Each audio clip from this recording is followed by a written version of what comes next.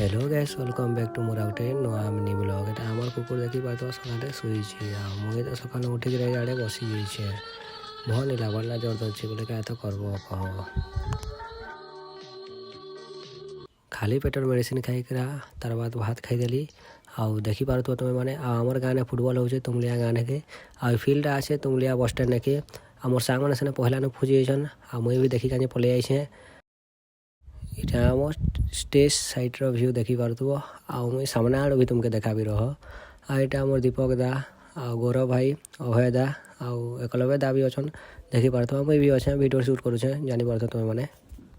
आउ सामने न व्यू नहीं गले निमा दा लेखुचन देखि पारथुबो आ गेस्ट माने भी बसी जन बहुत जन आ हम तुमलिया गार सरपंच भी अछन देखि पारथुबो गेस्ट आ इटा खाइबार सुविधा कर देछन हमर आंगनबाड़ी साइड दिके देखि पारथुबो आ छुआ माने इटा खाउछन आ वीडियो टी बने दियो दादा कहले बोले वीडियो टी बनेबो काली आउ भाई माने खाउछन आ जोस्ती पूरा अछन देखि पारथुबो हाय कहउछन आ सियार व्यू तुमके देखाली पहला न के हाडे भाई दूतले हाडे पानी टाके छे देवा लागि आ सुनो मुई बासिल दा मोर भाई बाहरी गलो साइड आडे सियाडे प्लेंटी होतला तो बोले प्लेंटी देखि पले आसना हमें आ एडे देखि पारथुबो मो दादा माने भाई माने सभे अछन आने प्लेंटी शूट होचे